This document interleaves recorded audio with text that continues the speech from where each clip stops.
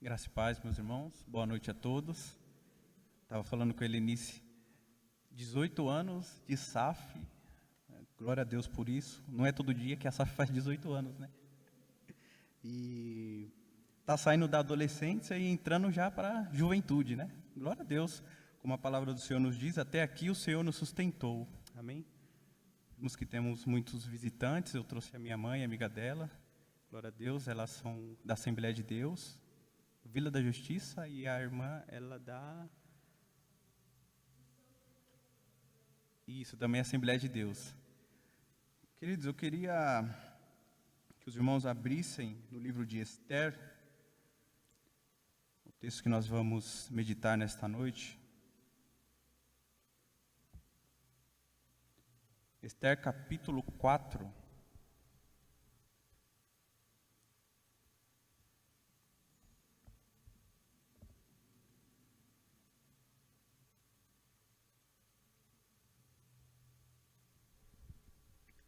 Livro de Esther, capítulo de número 4,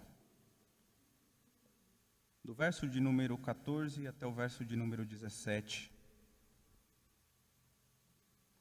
O título da mensagem é Esther, uma mulher usada por Deus.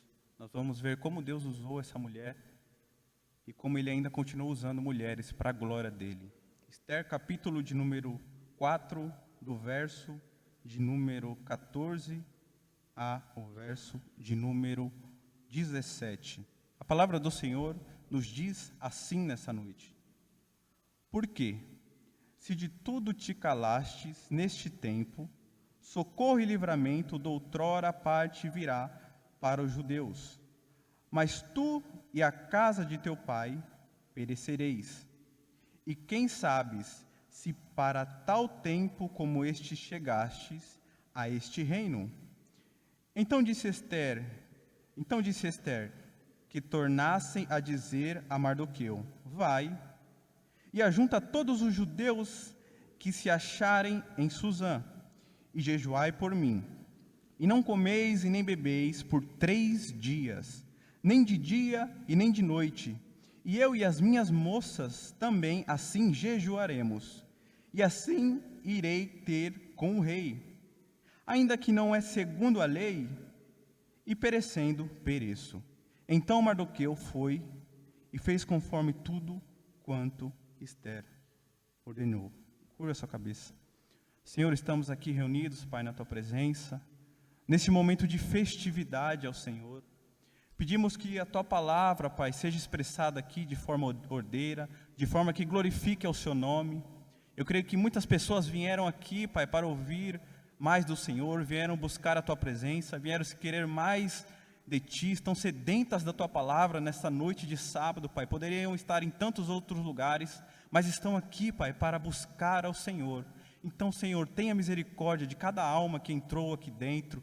Incline, Pai, os seus ouvidos, Pai, e que o seu coração se compadeça de cada um que está aqui. Fale, Pai, porque eu creio que cada um aqui tem uma necessidade, cada um aqui precisa ouvir mais de Ti. Então que o Senhor me ilumine, que o Senhor ilumine essa noite, que esse culto venha a ser um culto de adoração ao Senhor e que a palavra seja expressa nesta noite. Amém? Queridos, essa palavra, essa passagem, é uma passagem muito interessante. Eu estava analisando e estudando sobre o texto de Esther, e Esther ele é um livro um pouco complicado, por alguns motivos. O livro de Esther é o único livro da Bíblia que não cita o nome de Deus nominalmente. E ele é um livro que ele não tem ensinos tão claros como outros livros da Bíblia, como, por exemplo, as cartas do apóstolo Paulo, como, por exemplo, os evangelhos, os ensinos de Jesus. Mas ele é um livro que nos traz uma história e uma rica lição para nós ainda hoje, no século 21, em 2022. O livro ele foi escrito para alguns estudiosos e eles entendem que o motivo da escrita e de os judeus terem registrado esse livro e colocarem ele no cânon das escrituras é pelo motivo da festa do Purim. O Purim ele era uma festa, uma celebração que é celebrada até os dias de hoje lá em Israel.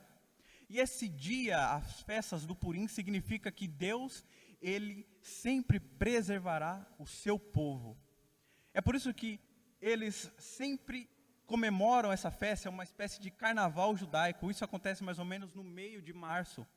Então, sempre em março, o povo judeu, ainda hoje, se prepara para o Purim e sempre lembra que Deus preserva o seu povo. Mas o interessante que nós vemos aqui é que você tem esse ensinamento do livro de Esther e você tem outro ensinamento que eu acho que é um dos ensinamentos também propícios para nós. Veja bem, Esther foi escrito, o cenário que ocorreu foi mais ou menos em 486 a 464 a.C. No 5º século, o enredo da história estava ocorrendo em Suzã, que era a capital da Média e da Pérsia.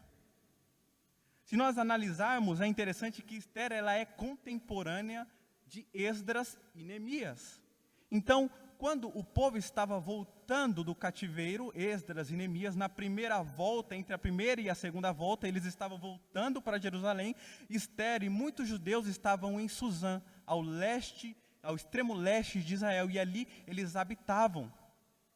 Se você quer saber sobre a história de Israel, você precisa ler Esdras e Neemias no contexto de Jerusalém, no contexto da terra de Israel. Mas se você quer entender o contexto de Israel fora da sua terra, você precisa ler Esther. E eu fazendo um paralelo, eu vejo que Esther se aplica muito a nós. Porque veja bem, meus irmãos, Esther, o povo de Israel, o povo judeu, Mardoqueu, todos eles estavam longe de casa, numa terra que não era sua. Nós sabemos que o povo de Israel ficou 70 anos no cativeiro babilônico. E dentre esses 70 anos, nós tivemos no máximo umas 3 a 4 gerações. Pessoas que nasceram longe de casa, longe de Israel, longe da sua paternidade. Então, o que acontece? Por que você se faz essa pergunta? Por que eles não voltaram com a volta dos judeus? Muitos já estavam ali, já nasceram ali. Muitos daqueles judeus, daquele povo de Israel, já tinha negócios ali, comércios ali. Então eles por ali ficaram em Suzã, que era a capital da Média e da Pérsia. Ali eles habitavam. Eles ouviam falar de Israel só pelo ouvir. Eles falavam, os nossos avós falavam de Israel, os nossos antepassados falavam de Israel, mas nós estamos em Suzã, uma terra longínqua. E é interessante, uma aplicação para nós, que mesmo longe de Israel, eles guardavam a lei do Senhor. Deuteronômio, do capítulo 7, do verso 3, vai dizer que eles não deveriam se casar e ter relações com outras mulheres que não fossem de Israel, que não fossem do povo hebreu. Então nós vemos que mesmo essas pessoas longe de Israel, eles guardavam a lei dentro do seu coração. Meus irmãos, é muito paralelo ao que nós vivemos hoje, não é? Nós somos daqui deste mundo, vivemos aqui, mas não somos daqui. Da mesma maneira que os judeus que viviam em Suzã, na Média e da Pérsia, eles eram de lá, eles nasceram de lá, mas não eram de lá. Os desafios que os judeus tinham de se preservar em Suzã, numa terra longínqua, é o desafio que nós temos de nos preservar ainda hoje, longe do reino que irá vir até nós. Os judeus, eles ouviam falar, como eu disse, eles ouviam falar de Jerusalém, uma terra longe. Olha, eles ouviam falar da esperança, das promessas de Abraão, uma terra que manava leite e mel, mas eles ainda estavam longe, preservavam em pequenos grupos, comunidades judaicas. Sabe, a aplicação que nós trazemos aqui hoje, nós estamos aqui, mas nós devemos nos preservar neste mundo, meus irmãos. Que nós devemos nos preservar neste mundo hostil, em Suzã, onde nós vivemos. A palavra do Senhor nos deixa claro que o nosso mundo não é aqui, agora. O nosso mundo é a Nova Jerusalém. Deus, Ele cravou a eternidade no seu coração hoje. É por isso que você se preserva, é por isso que quando nós erramos, o Espírito Santo fala no nosso coração e dizendo, você precisa se arrepender e se converter, porque esse mundo não é seu, você não tem que viver como eles. Devemos ser como esse povo que estava longe de casa, mas mesmo assim preservava a lei dentro do seu coração. E mais à frente nós vemos o relato bíblico, como o povo de Israel passou por tantas tentações e tantas destruições, tantas tentativas de destruições do povo de Israel. O relato nos fala que Ramã, e eu quero que você acompanhe comigo no capítulo 3, do verso 8 ao verso de número 11, a tentativa de destruição do povo de Israel. Capítulo 3, do verso de número 8 a 11, diz assim: E Ramã disse ao rei Assuero: existe espalhado e dividido entre os povos em todas as províncias do teu reino, um povo cujas leis são diferentes das leis de todos os povos, e não cumprir as leis do rei, pelo que não convém ao deixar o rei ficar aqui. Se parecer ao rei, escreva-se que os matam, e eu porei nas mãos dos que fizeram a obra 10.000 talentos de prata, para que entrem nos tesouros do rei. Então tirou o rei o anel de sua mão e o deu a Ramã, filho de Amedata, o Agagita, adversário dos judeus. Meus irmãos, nós vemos aqui que o alvo de Satanás é a igreja de Cristo Jesus. Nós vemos como Ramã, ele persuadiu o rei Assuero para que matassem todos os judeus que haviam na Média e na Pérsia. A arma de Satanás, ainda hoje e no passado, sabe qual que é? É a mentira. Porque Ramã, ele chega para o rei Assuero e começa a difamar o povo hebreu, começa a mentir a respeito dele e começa a difamar de tal ponto que o rei manda matar os judeus. Qual foi a arma dele? A mentira. Satanás, ele ainda usa hoje a mentira para parar o povo de Deus. Satanás, ele não tem mais a acusação, porque a acusação morreu na cruz do Calvário, quando Cristo deu o seu Filho por nós. Então nós vemos que ao decorrer da história, o alvo de Satanás é a igreja de Cristo Jesus. Ele usa homens, o método dele é usar homens para parar a igreja de Cristo Jesus. Lembre-se dos relatos: Faraó, Nabucodonosor, falsos profetas e agora Ramã. O espectro de Ramã ainda permeia por meio da igreja. Ele ainda quer parar a igreja no século 21. Ainda hoje, meus irmãos, tantas nações tentaram parar Israel. Quando Israel estava para entrar em Canaã, na terra prometida, nós vemos que Israel precisou lutar para conquistar aquela terra, mas os povos vizinhos tentaram destruir Israel. Os filisteus, o povo do Egito, os babilônicos, todos os impérios tentaram destruir o povo de Deus, mas a palavra do Senhor nos diz que Deus preserva o seu povo e preservará a sua igreja até a volta do Messias. Olha que interessante, João capítulo 10 é um texto muito lindo, e diz assim, João capítulo 10, do verso 28 e 29, ele diz: eu lhes dou a vida eterna, jamais perecerão, e ninguém as arrebatará da minha mão. Aquilo que meu Pai me deu é maior do que tudo, e da mão de meu Pai ninguém pode arrebatar. Quem fez essa promessa é o próprio Cristo Jesus. Jesus, ele nos guardou nas suas asas, debaixo da sua mão.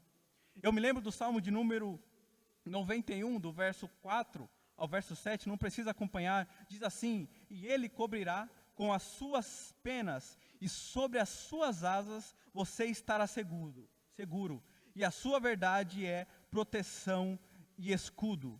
Você não terá medo do terror noturno, nem da flecha que voe de dia, nem da peste que se propague nas trevas, nem da mortandade que assole ao meio-dia. Cairão 1000 ao seu lado e 10.000 à sua direita, e você não será atingido. A igreja está debaixo das asas do Cordeiro. É por isso que nós vemos tantas tentativas de destruição da igreja ao decorrer da história, desde o período de Israel, desde o período dos pais da igreja, desde a igreja de Atos, desde a reforma protestante, nunca se levantou tanta oposição contra a igreja do Senhor. Mas a palavra de Deus nos diz que Deus nos preserva, meus irmãos. E nós temos essa alegria de entender que Jesus, ele nos guarda dentro das suas asas. E agora nós vemos o relato bíblico nos ensinando que Deus, ele usa uma grande mulher. Quem foi a chave ali para a libertação do povo? Foi Esther. E vale uma nota aqui muito interessante, que é muito dito nos dias de hoje, e eu já ouvi até pastores dizendo que a Bíblia, ela é machista. Eles politizam a Bíblia a tal ponto de dizer que a Bíblia, ela é machista. Meus irmãos, não tem relato, não existe nenhuma literatura do período bíblico que dá tanto valor às mulheres como a Bíblia, como o povo de Israel. Você pode pegar o Alcorão, escritos acadianos, o Código de Hammurabi, um escrito muito antigo. Nenhum dá tanto valor às mulheres quanto a Bíblia, meus irmãos. Essa é uma falácia que o inimigo tenta colocar na cabeça das pessoas para que o evangelho seja destruído.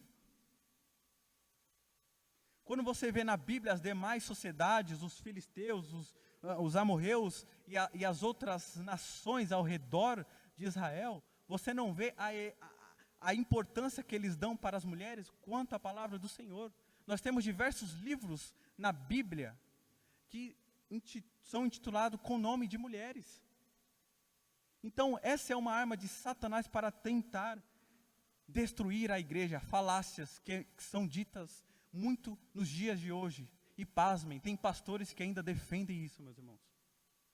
Mas Deus, ele preserva e ele ama tanto homens como mulheres. Ele ama toda a humanidade. E nós vemos isso, como Deus, ele usa as mulheres no relato de Esther. Como eu disse, Esther, ela foi a chave principal para a libertação do povo. E nós vemos isso nos relatos de Esther, capítulo 4, do verso 14. Aí você me pergunta, qual é o motivo de Esther ter sido a chave principal?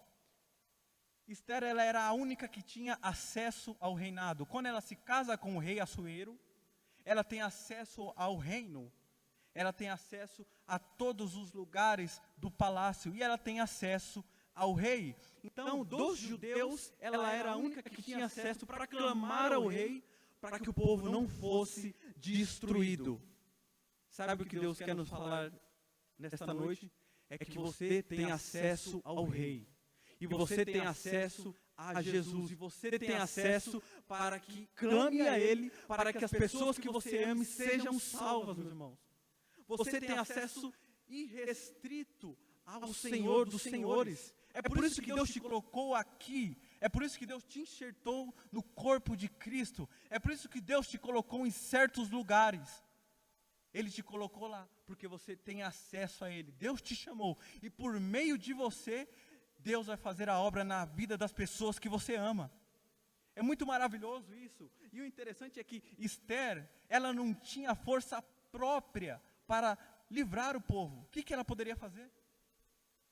Qual que era a força que ela tem? Não era na força do braço dela. Quem tinha a caneta para libertar o povo judeu era o próprio rei. É ele que decretava.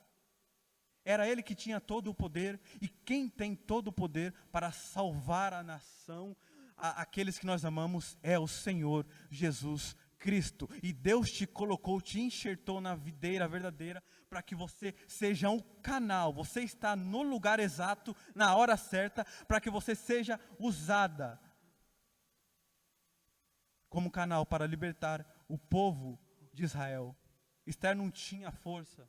Talvez você disse para Deus, Senhor, eu já clamei, eu já orei, eu já fiz tantas coisas, eu já fiz propostas, eu já convidei, eu já chamei, eu já mandei pregações, eu já fiz tudo.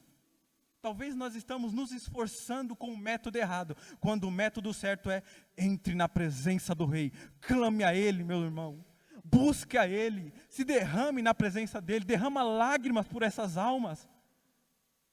Clame ao Senhor, você tem acesso a Ele nessa hora. Você tem acesso. Jesus, ele conta uma parábola muito linda. Lucas capítulo 18, do verso 1, ele fala da parábola do juiz iníquo, Lucas 18. E é interessante que aquele juiz, ele não era um homem bom, ele era um juiz iníquo, ele era um homem mau. E a palavra de Deus nos fala que, em Lucas 18, que de tanto aquela mulher pedir, de tanto aquela mulher clamar, de tanto aquela mulher chorar, aquele juiz, ele olha para ela e diz: eu vou acatar o desejo do seu coração. Será que nós estamos clamando com a alma pulsante a Deus? Será que nós estamos derramando lágrimas ao Senhor? Qual foi a última oração que nós derramamos lágrimas pelas almas, meus irmãos? Pela nossa família. O tempo ele é limitado, o decreto já foi dado, o povo vai ser destruído e nós devemos clamar e dizer: Senhor, salva a minha família, salva aqueles que eu amo. Hudson Taylor, o pai das missões no interior da China, ele diz uma frase muito interessante, um homem que tinha um coração ligado com Deus. A frase dele que ficou marcada é: se eu tivesse 1000 vidas, eu daria cada uma pela China. Um grande homem, um missionário que foi e pregou a palavra, e ele olhava as almas, e ele pregava com um entusiasmo, e a vida dele estava pautada no Senhor, e ele entendia que ele tinha acesso ao rei, e se ele clamasse a ele, o Senhor acataria o desejo do seu coração, e inclinaria os ouvidos. O Senhor pode, e Ele está aqui, e Ele pode acatar o desejo do seu coração, e aquela alma que você tanto clama, o Senhor pode salvar.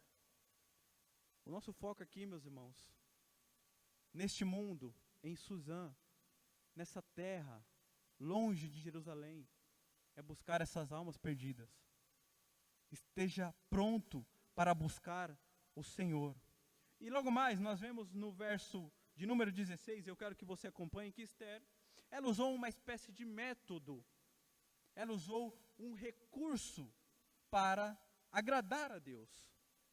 Acompanhe comigo, verso 16 do capítulo de número 4, diz assim, o texto que nós lemos: vai e ajunta todos os judeus que se acharem em Suzã, e jejuai por eles, e não comeis, e nem bebeis, por 3 dias, nem de dia e nem de noite.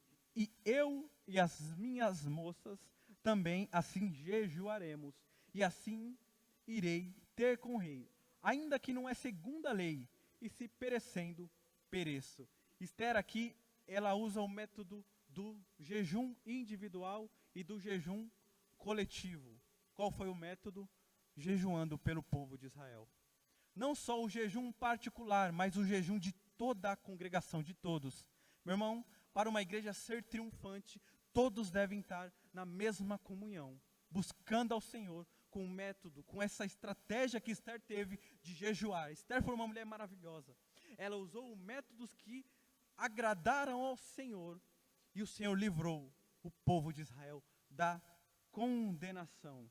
E agora mais à frente nós vemos que existia um perigo de Esther entrar na presença do rei. Qual que era o perigo? Por que ela simplesmente não podia chegar, entrar na presença do rei e clamar a ele? Bom, na Média e na Pérsia existia uma lei que qualquer um que se achegasse perto do rei, sem ser chamado, esse seria morto, a não ser que o rei estendesse o cetro a ele, e ele poderia falar.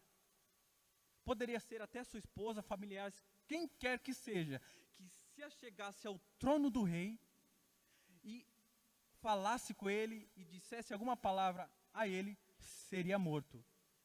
Porque vale lembrar que o rei Assuero, ele não era o rei de um vilarejo qualquer, ele não era um rei de uma província qualquer, ele não era apenas um vassalo de alguém, ele era o rei da Média e da Pérsia, um império que derrotou os babilônicos, não era um homem qualquer, meus irmãos. Então aí estava o perigo.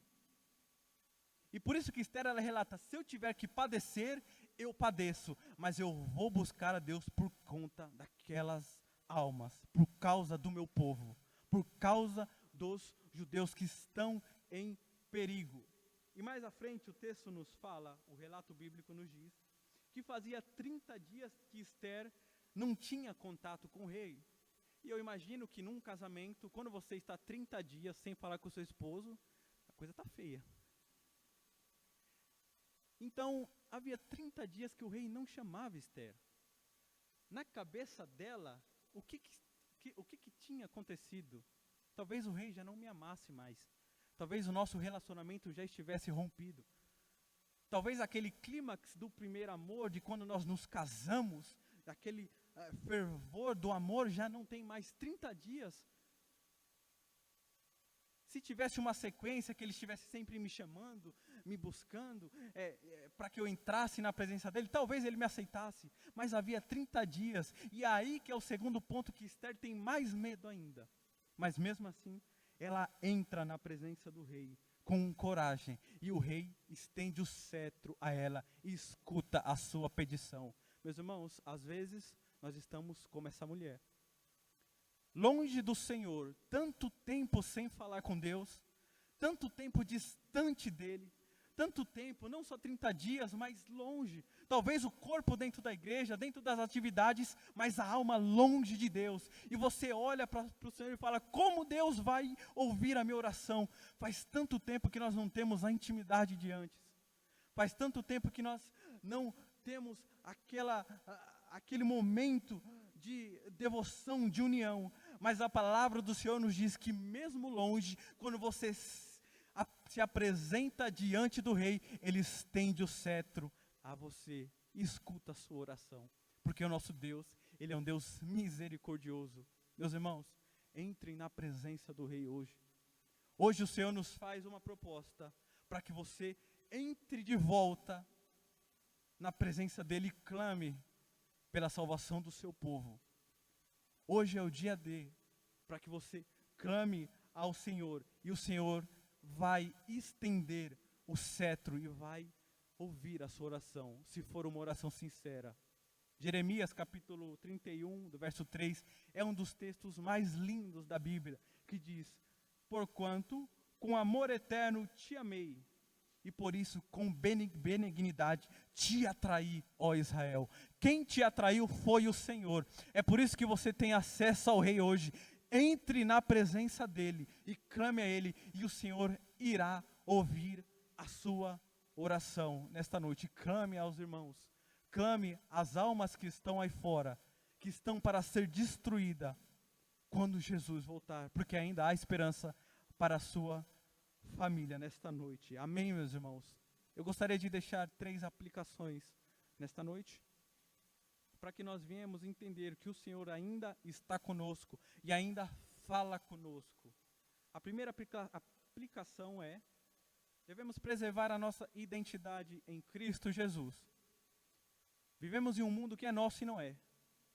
Vivemos numa terra que habitamos, mas sabemos que temos uma terra maior, que é a Canaã, preservando a nossa identidade. Segunda aplicação, você é o canal que pode ser usado para a salvação de muitas pessoas. Deus te enxertou na videira verdadeira e você tem acesso a Ele. E por meio da sua vida, Deus pode salvar outras pessoas. Terceiro, Deus pode ouvir se clamarmos a Ele com sinceridade. Clame ao Senhor, meus irmãos, nessa noite. Chegue hoje, derrame lágrimas por aqueles que você ama. Hoje é o dia que o Senhor te dá a oportunidade de entrar no Santo dos Santos, e Ele estenderá o cetro e irá salvar você e a sua família. Amém, meus irmãos? Curva a sua cabeça nesta hora. Senhor, estamos aqui, Pai, reunidos, cada um que entrou aqui nesta hora, Jesus. Homens, mulheres, todos estão aqui por um só propósito, Senhor, agradar ao Senhor. Senhor, que a nossa alma venha pulsar por aqueles que nós amamos, Jesus. Que o nosso coração venha ser como Esther, que teve misericórdia e clamou pelo seu povo, dizendo, Senhor, salva o meu povo. Que nós viemos clamar e derramar lágrimas, momentos de jejum pelas almas, não por coisas terrenas, mas pelo que importa, que é a salvação da nossa família, filhos, irmãos, pais, avós, tios, todos eles. Que o nosso coração venha se inclinar e ter um olhar de amor por essas pessoas. E que o seu nome venha a ser glorificado e dizer, como dizemos no começo, até aqui o Senhor nos sustentou. Amém, meus irmãos? Glória a Deus.